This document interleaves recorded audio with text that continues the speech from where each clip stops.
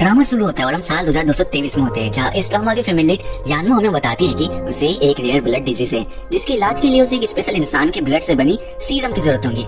लेकिन काफी ढूंढने के बाद उसे पता चलता है कि वो इंसान तो 200 साल पीछे है, यानी कि 2023 में है। यान अपने समय की बहुत बड़ी एक्टर और बहुत पैसे वाली होती है, इसलिए तो अपने साइंटिस्ट दोस्त से कहकर 2023 में जाने के लिए एक टाइम ट्रेवल मशीन बनवाती है। इतने में उसका दोस्त और उसका सेक्रेटरी सियाओ भी आ जाते हैं, जो बताते हैं कि आज ही उसे 2023 में जाना है और उसके साथ सियाओ भी जाएगा। यान का दोस्त उसे एक ब्रेसलेट देता है, जिससे कि यान उस इंसान का ब्लड उसमें ऑब्जर्व कर सके और उससे उसका सीरम बनवाया जा सके।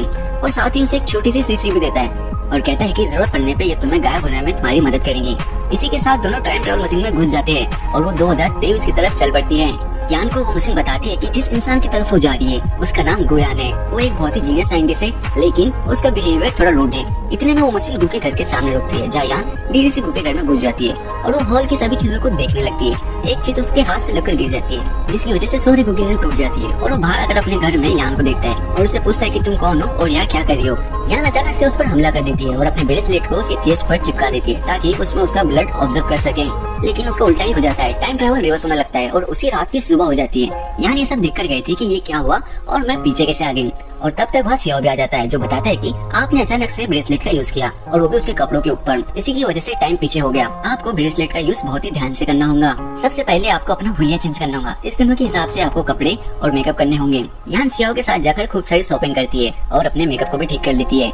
इधर हम देखते हैं कि गु टाइम का बड़ा पक्का इंसान है। वो सारे बड़े काम अपने सिस्टमैटिक तरीके से करता है। सुबह समय से उठकर नहा धोकर तैयार होकर वो ऑफिस के लिए निकल जाता है। ऑफिस में उसके इन्वेस्टरों के साथ मीटिंग होती है, जहाँ गु का बिहेवियर बहुत ही ज्यादा रूड होता है, जिसकी वजह से सभी लोग उससे नाराज होते हैं। मीटिंग ओवर होने के बाद गु अपने ऑफिस में बैठा रहता है और तभी उसके सबसे अच्छे दोस्त और उसके बिजनेस पार्टनर सुयो की एंट्री होती है, जो कि गु से नाराज रहता है क्योंकि उसने भी इन्वेस्टरों के साथ अच्छा बिहेवियर नहीं किया था।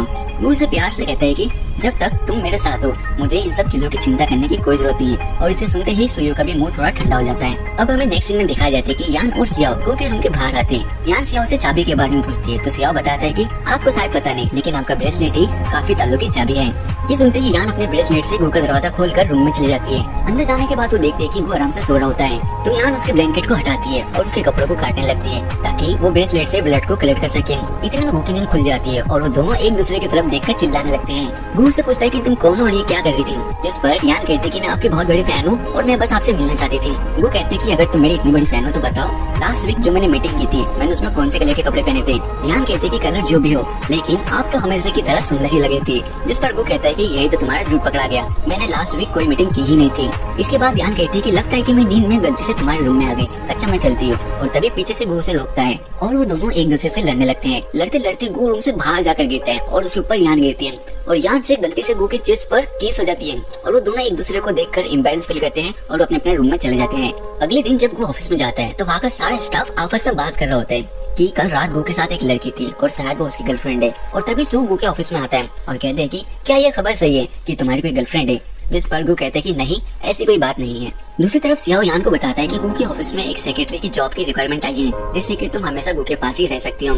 इसलिए यान उस जॉब के लिए अप्लाई करती है और एग्जाम को भी पास कर लेती है। लेकिन जब गु को पता चलता है कि वो लड़की कोई और नहीं बल्कि यान है, तो उसे अपने ऑफिस में रखने से मना कर देता है और उसे बाहर निकाल देता है। तभी हम देखते हैं कि गु ऑफिस से बाहर एक कैफे में कॉफी पी रहा होता है और यान भी उसका पीछा करते हुए गु के पास आ जाती है, जहाँ हम देखते हैं कि एक आदमी एक लड़की की वीडियो बना रहा होता है। जहाँ वो दोनों देखते हैं कि एक आदमी एक लड़की की वीडियो बना रहा होता है, जिसे गु रोकता है, लेकिन वो आदमी वहाँ से भाग जाता है। गु और यान दोनों उसका पीछा करने लगते हैं, जहाँ यान उस आदमी को पकड़ लेती है और उसे खूब पीटती है। और तब तक वहाँ पर गु भी पहुँच जाता है और इसी बीच दोनों में अच्छी खासी बातें हो जाती है। गु अपने जिम में एक्सरसाइज कर रहा होता है और वो तभी यान के बारे में सोचता है और कहता है कि यान एक अच्छी लड़की है। और अगले दिन हम देखते हैं कि यान को गु के ऑफिस से फोन आता है कि उसे सेक्रेटरी की जॉब मिल गई है और जिसे सुनते दोनों भी बहुत ज्यादा खुश हो जाते हैं। अगली सुबह यान तैयार होकर ऑफिस जाती है, जहाँ गु उसे एक फाइल देता है और कहता है कि इसे तुम शाम तक कंप्लीट कर देना और साथ में मेरा ऑफिस भी साफ कर देना। यान जब उस फाइल को खोलती है तो उसमें इतना सारा काम रहता है कि यान को तो देख के चक्कर आ जाता है, लेकिन वो सियाओ की मदद से उन सारे कामों को इतनी जल्दी करती है कि सारे ऑफिस वाले और यहाँ तक कि गु भी उसका काम देखकर हैरान रह जाते हैं। गु फाइल में गलती निकालने की कोशिश करता है, लेकिन उसमें एक भी गलती उसे नजर नहीं आती और वो सोचता है कि इस लड़के ने इतने सारे काम को इतनी जल्दी कैसे निपटा दिया।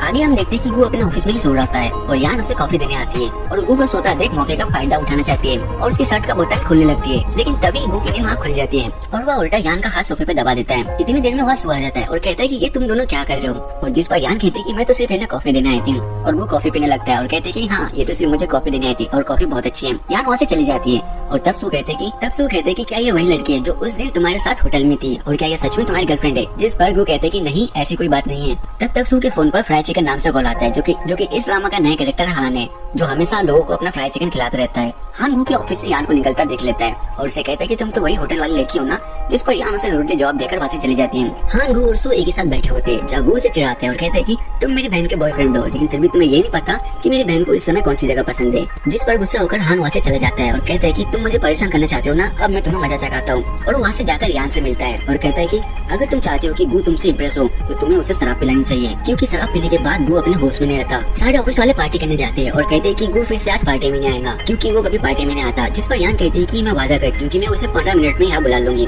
और वो ये कह के गु को फोन करती है और कहती है कि 15 मिनट में जल्दी से पार्टी में आ जाओ, वरना मैं उस रात वाली बात सबको बता दूंगी। ये सुनते ही गु जल्दी से सारे अपने काम छोड़कर पार्टी में आ जाता है, जहाँ पर यान गु को ड्रिंक ऑफर करती है, लेकिन गु उसे पीने से मना कर देता है। जिस पर यान कहते हैं कि पीते हो या नहीं, वरना मैं उस रात वाली बात सबको बताओ। ये सुनते ही गु जल्दी से ड्रिंक करने लगता है और गु यान को भी ड्रिंक करने के लिए कहता है। गु कुछ ज्यादा ही ड्रिंक कर लेता है, जिससे यान अपने कंधे पर लेकर उसके घर जाती है, जहाँ गु को यान उसके बेड पर गिरा देती है। दीवार से लगने की वजह से गु के नाक से खून आता है, जिसे यान साफ करती है और मौके का फायदा उठाते हुए ब्रेसलेट से आखिरकार गु का खून कलेक्ट कर लेती है। और जब वो अपने ब्रेसलेट को सिस्टम में लगाती है ताकि वो गु के ब्लड से सीरम बना सके, लेकिन सिस्टम में वो प्रोसेस फेल बताता है। जिस पर सिया कहता है कि शायद इस ब्लड में उसके इमोशंस नहीं है, इसलिए सिस्टम ने ये प्रोसेस फेल कर दिया।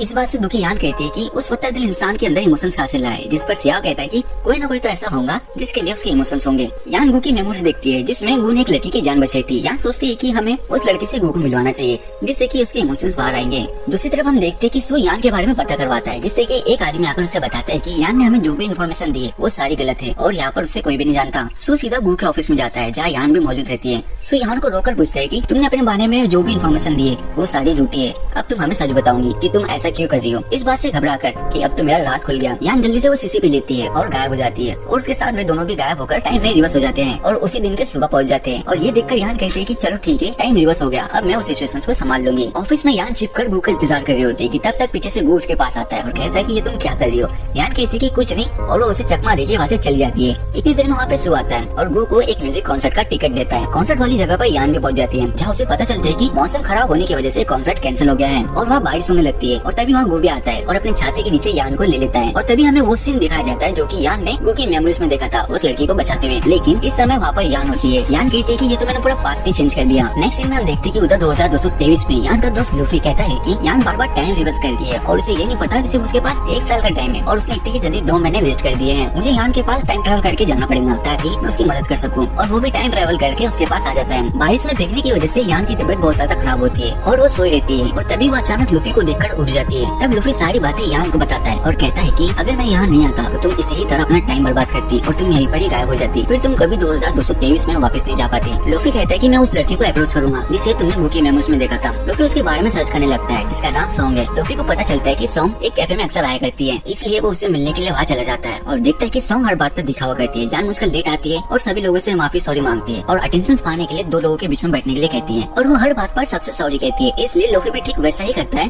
जैसा सॉन्ग करती है, वो भी सबसे लेट आने के लिए माफी मांगता है। सॉन्ग मन में कहती है कि ये मुझे कॉपी क्यों कर रहा है और वो दोनों एक दूसरे को घूरने लगते हैं। अब सब लोग रेस्टोरेंट से जाने लगते हैं, जहाँ सॉन्ग लूफी से कहती है कि मुझे पता है कि तुम मेरा नंबर चाहते हो, जिस पर लूफी कहता है कि नहीं, तुम ऐसा क्यों करती हो, मैं ये जानना चाहता हूँ। नेक्स्ट सीन में हम देखते हैं कि गु एक मीटिंग में अपने प्रोजेक्ट के बारे में सबको बता रहा होता है, जहाँ एक आदमी उसे बार बार सवाल कर उसे परेशान करता है, लेकिन गु उसके सवालों का जवाब नहीं देता, जिस पर वो आदमी भड़क जाता है। यानी सब बैठकर देख रही होती है और वो एक बहाना कर गु को वहाँ से लेकर चली जाती है और सू भी उनके पीछे जाता है। अब लिफ्ट के सामने सारे खड़े होते हैं, तब सू यान से सवाल करना शुरू करता है। यान को ये सारी बातें सिया ने पहले ही बता दी थी, इसलिए वो फटफट सारे सवालों का जवाब दे देती है। सू कहता है कि तुमने अपने बारे में जो भी इन्फॉर्मेशन दी थी वहाँ के लोग तुम्हारे बारे में क्यों नहीं जानते हैं। यान कहती है कि मुझे नहीं पता कि मैं लोगों को याद क्यों नहीं हूँ। गु के उनके पासवर्ड के बारे में पूछने पर वो कहती है कि मैंने होटल वालों से जुगाड़ कर पासवर्ड निकाल लिया था और वो ये कहते हुए गु के हाथों में अपना हाथ डाल लेती है, जिस पर गु भी उसे कुछ नहीं बोलता और वो दोनों वहाँ से चले जाते हैं। और सो ये देख के कहता है कि जितनी ये लड़की सीधी दिखती है उतनी है नहीं। दूसरी तरफ हम देखते हैं कि सॉन्ग एक ही जगह पे 3 लड़कों को डेट करते हुए पकड़ी जाती है, जिसमें कि लूफी का ही हाथ होता है। लूफी उससे पूछता है कि तुम इतने लड़कों को डेट क्यों करती है, तो सॉन्ग बताती है कि मैं अपने सच्चे प्यार को ढूंढ रही हूँ। सॉन्ग बताते हैं कि मुझे बचपन में एक लड़का पसंद था जो कि पियानो बजाया करता था और उसकी माँ मेरी टीचर हुआ करती थी, लेकिन उनकी अचानक मौत होने के बाद वो लड़का गायब हो गया और मैंने उसके ही चक्कर में आगे पियानो में स्टडी की ताकि मैं उससे कभी न कभी मिल सकूं। वो मुझे आज तक नहीं मिला। दरअसल वो गु के ही बारे में बात कर रही होती है। दूसरी तरफ हम देखते हैं कि यान को अपने ऑफिस के कलीग से पता चलता है कि गू की तबीयत खराब है, इसलिए वो गू से मिलने उसके घर चली जाती है, जहाँ गू ठंड से कांप रहा होता है और वो यान को अपने दरवाजे पे देखकर उसके एक कंधे पर सो जाता है। यान जैसे तैसे उसे लेकर बेड पर सुला देती है और वहाँ से जाने लगती है कि तभी गू उसे अपने पास खींच लेता है और वो उसे पकड़कर वही सो जाता है। यान को भी नींद आने लगती है तो वो भी वही सो जाती है।